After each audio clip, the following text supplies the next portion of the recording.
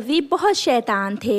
वो हर समय दूसरे पक्षियों को उल्लू बनाकर उनका भोजन खा जाते। एक दिन हरियाली तोती एक डिब्बे में खिचड़ी बनाकर अपने घर से निकलती है। थोड़ी दूर कौवा और कौवी बैठे हुए थे। वो हरियाली को देखते हैं।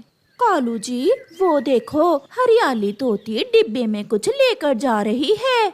हाँ गौरी, चलो जाकर उसे उल्लू बनाते हैं और उसका भोजन लेकर खा लेते हैं। कौवे हरियाली तोती के पीछे जाते हैं। रुको रुको हरियाली, रुको। हरियाली तोती रुक जाती है और एक पेड़ पर बैठ जाती है। क्या हुआ कौवे और कौवी, मैं बहुत जल्दी में हूँ, तुमने मुझे क्यों रोक लिया?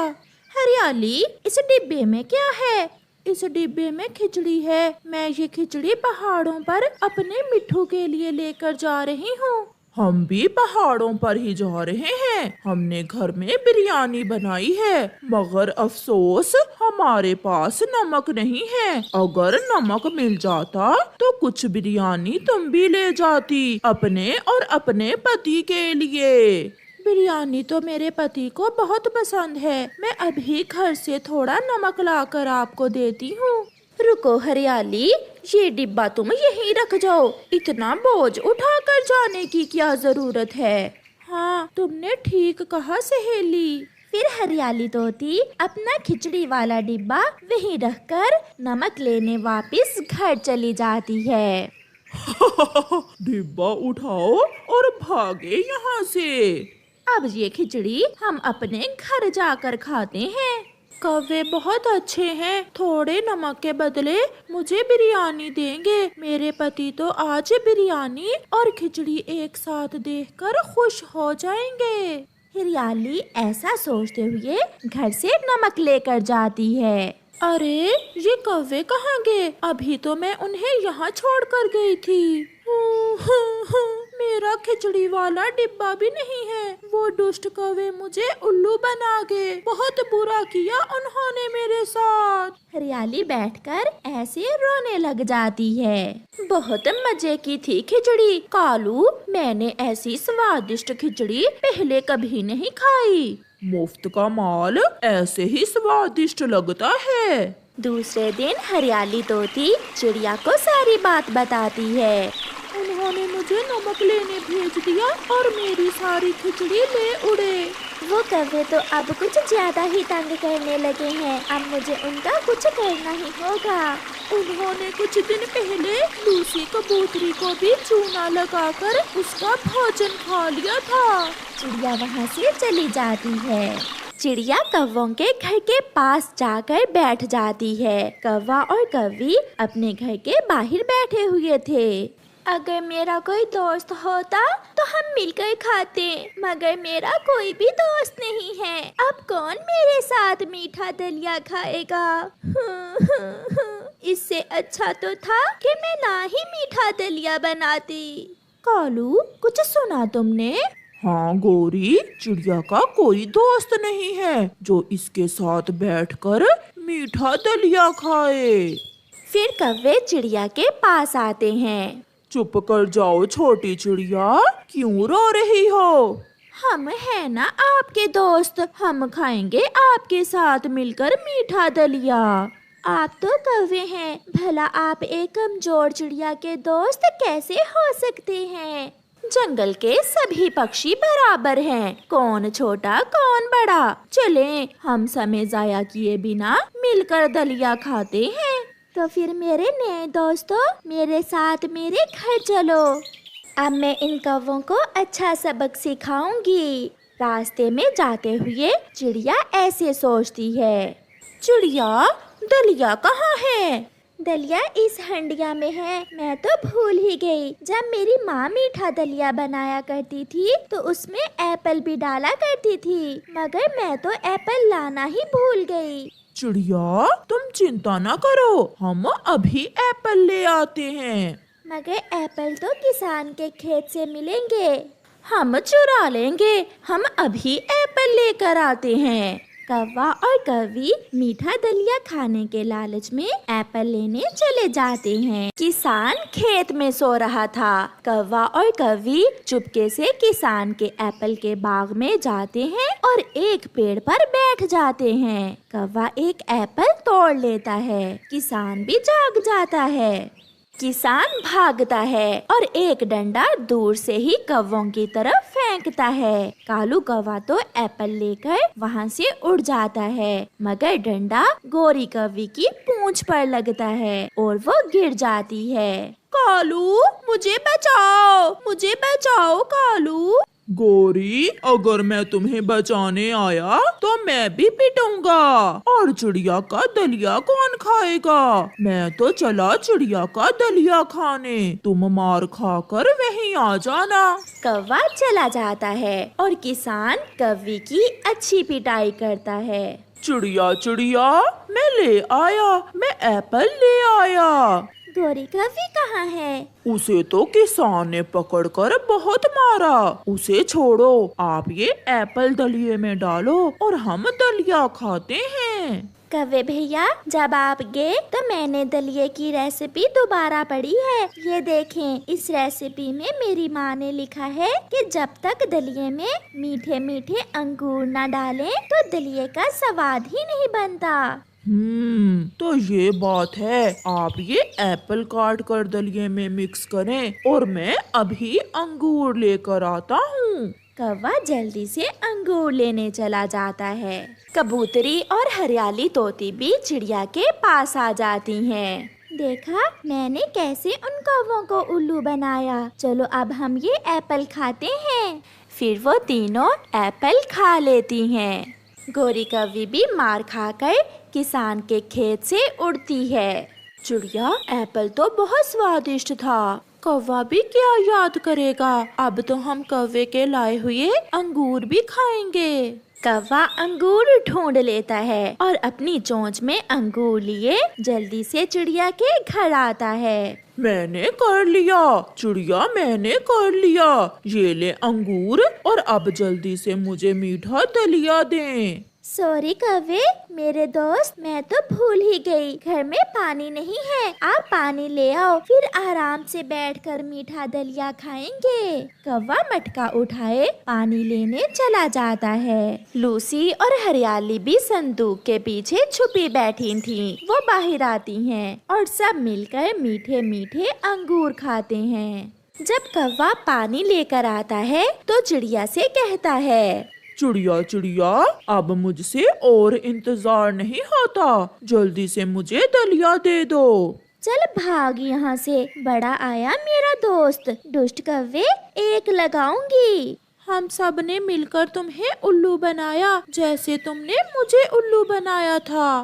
कौवा निराश होकर वहाँ से चला जाता है। वो घर जाने से डर रहा था क्योंकि घर के बाहर उसकी पत्नी डंडा लिए उसका इंतजार कर रही थी। प्यारे दोस्तों, इस कहानी से हमें सीख मिलती है कि जैसा करोगे वैसा भरोगे। दूर किसी जंगल में सब पक्षी मिलजुल कर रहते थे।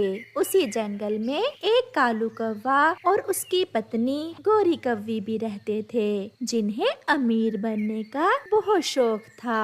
वो हमेशा यही सोचते रहते कि वो किस तरह जल्द अमीर हो सकते हैं। फिर एक दिन गोरी कौवी कालू कौवे से कहती है, पति जी, जंगल में बारिशों का मौसम भी आने वाला है और अब सब पक्षी अपना अपना घर भी बनाएंगे। क्यों ना हम पक्षियों को घर बनाने के लिए लकड़ियाँ बेचने का काम करें। गोरी, बात तो तुम्हारी ठीक है। सब पक्षी अपना घर बनाने के लिए हमारे पास ही लकड़ियाँ लेने आएंगे और ऐसे हम बहुत जल्द अमीर बन जाएंगे। तो फिर चलो कालू, हम आज ही जंगल से सूखी लकड़ियाँ इकट्ठी करके लाते हैं।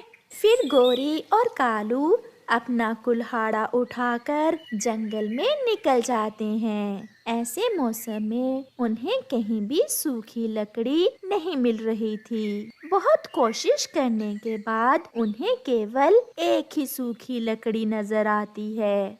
कालू, मैंने तो सोचा था कि ये काम आसान होगा, मगर इस काम में भी मेहनत करनी पड़ती है। लकड़ियाँ काटने का काम बहुत मुश्किल है। कालू और गोरी बैठे हुए थे कि वहाँ एक पक्षी आ जाता है। क्या आप लकड़हारे हो? तो और क्या, हम मोची हैं, देख नहीं रहे? हमारे पास लकड़ियाँ काटने के लिए कुल्हाड़ा है। मैं भी लकड़हारा पक्षी हूँ। मेरे पास पुरानी लकड़ियाँ हैं। मैं वो लकड़ियाँ बेचना चाहता हूँ। क्या आप मुझसे वो लकड़ियाँ खरीद लोगे? कितने में दोगे तुम हमें वो लकड़ियाँ? लकड़ियाँ पुरानी है और कीड़ा भी लगा हुआ है, इसलिए वो लकड़ियाँ मैं आपको आधी कीमत पर ही दे दूंगा। ये सुनकर गोरी तो बहुत खुश होती है।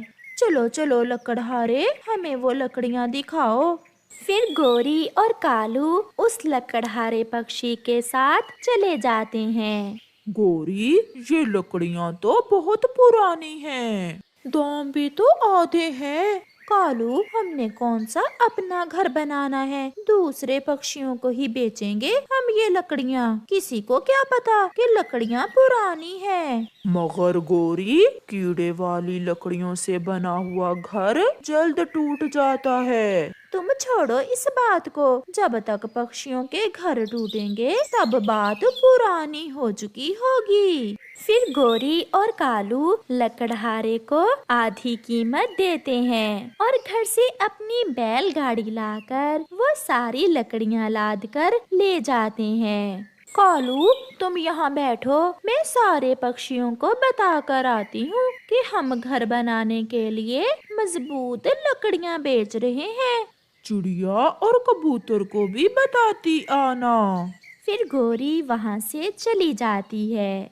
चिड़िया और कबूतर नदी पर बैठे हुए थे। गोरी भी वहाँ आ जाती है। पक्षियों, क्या आपने अपने घर बना लिए हैं? नहीं गोरी बहन, हम बैठे यही बात कर रहे थे। बारिशें भी आने ही वाली हैं। हम घर बनाने की बात ही कर रहे थे। कल हम जाएंगे सूखी लकड़ियाँ लेने। जंगल में कोई भी सूखी लकड़ी नहीं है, आप सूखी लकड़ियाँ हमसे ले लें। मैं और कालू अपने घर के पास ही लकड़ियाँ बेच रहे हैं, दाम भी ज्यादा नहीं है। फिर गोरी वहाँ से चली जाती है। चिड़िया, गोरी की बात तो ठीक है, क्यों ना हम इन कौवों से ही लकड़ियाँ खरीद लें, ऐसे घर का काम जल्दी हो जाएगा। मैं भी यही सोच रही हूँ। फिर चिड़िया और कबूतर कौवे से लकड़ियाँ लेने चले जाते हैं। गोरी बहन, मुझे 3 बड़ी और 2 छोटी लकड़ियाँ दे दो। बुलबुल भी अपना घर बनाने के लिए लकड़ियाँ खरीद रही थी जब चिड़िया और कबूतर वहाँ आ जाते हैं। कालू भैया, लकड़ियाँ मजबूत तो है आपकी, ज्यादा पुरानी तो नहीं है? एकदम नई लकड़ियाँ हैं। इन लकड़ियों से बना हुआ घर कभी नहीं टूटेगा। घर बनाना बहुत मुश्किल काम है, अच्छी लकड़ियाँ देना हमें। इससे अच्छी लकड़ियाँ तुम्हें आसपास के जंगलों से भी नहीं मिलेंगी। फिर चिड़िया और कबूतर कौवों से लकड़ियाँ लेकर चले जाते हैं और अपना घर बनाने का काम शुरू करते हैं। फिर तो सभी पक्षी कौवों से लकड़ियाँ लेने आने लगे और कौवों की लकड़ियाँ हाथों हाथ बिकने लगी। मगर छोटे पक्षी ये कहाँ जानते थे कि दुष्ट कौवों की लकड़ियाँ तो पुरानी और कीड़े वाली हैं। 1 2 3 4 5 6। कालू, आज तो पूरे 900 का मुनाफा हुआ है। गोरी और कालू ने अपना घर सामान से भर लिया था। अब तो गोरी अपने लिए गहने भी खरीद लाई थी और कालू ने भी नई पगड़ी खरीद ली थी। अब वो देखने में तो अमीर लग रहे थे। मिठू राजा अपने बेटे का झूला बनाना चाहता था। मिठू कबूतर से कहता है, कबूतर, मेरे बेटे के लिए एक मजबूत और बड़ा झूला बनाओ। राजा जी, झूला बनाने के लिए लकड़ियाँ मैं कौवों से खरीद लाता हूँ। मगर उन्हें बता देना कि झूला बनाना है, लकड़ियाँ मजबूत और अच्छी हों। फिर कबूतर कौवों के पास चला जाता है। मिट्ठू राजा ने भेजा है लकड़ियाँ लेने। अब हमारी लकड़ियाँ राजा जी के महल में भी जाएंगी। राजा जी ने अपने बेटे के लिए झूला बनवाना है, मजबूत लकड़ियाँ देना। गोरी, हमारी लकड़ियाँ तो कीड़े वाली हैं। अगर राजा के बेटे का झूला टूट गया तो बड़ा डंडा पड़ेगा। कुछ नहीं होगा, तुम दो कबूतर को लकड़ियाँ। फिर कबूतर कौवों से लकड़ियाँ ले जाता है और उन लकड़ियों से एक बड़ा झूला बनवाता है। मिट्ठू राजा का बेटा उस झूले में बैठकर बहुत खुश था। चिड़िया भी अपना घर बनाकर उसे फूलों से सजा लेती है। कबूतर का घर भी बन गया था। अभी कुछ दिन ही गुजरे थे कि एक दिन थोड़ी सी हवा चलती है और चिड़िया का घर गिर जाता है। चिड़िया का घर तो दो हिस्सों में बट गया था। चिड़िया बैठी रो रही थी। मैंने इतनी मेहनत की और उन कौवों ने मुझे खराब और कीड़े वाली लकड़ी दे दी। अब मैं क्या करूँगी? कबूतर भी वहाँ आ जाता है। चिड़िया, अगर आपका घर टूट गया है तो बचेगा मेरा भी नहीं, क्योंकि मेरा घर भी इन्हीं लकड़ियों से बना हुआ है। छोटा मिट्ठू राजा अपने झूले में मजे कर रहा था जब उसका झूला टूटकर दूर जा गिरता है। पूरे जंगल में शोर मच जाता है। सैनिक गोरी और कालू को पकड़कर मिट्ठू राजा के पास ले जाते हैं। सब पक्षियों के घर भी टूट गए और मेरे बेटे का पंख भी घायल हो गया। इसका झूला टूटकर गिर गया। तुम हमें ऐसी लकड़ियाँ बेच रहे हो? राजा जी, बस थोड़ी सी गलती हो गई, हम बताना भूल गए। लकड़ियों को कीड़ा लगा हुआ है। राजा जी, झूठी है ये, मैंने पूछा था। आगे से इसने कहा कि मेरी लकड़ियाँ एकदम नहीं है। फिर मिट्ठू राजा कौवों को बड़ा दंड डालता है और उन्हें पिंजरे में कैद करवा देता है, जहाँ गोरी और कालू रो रहे थे।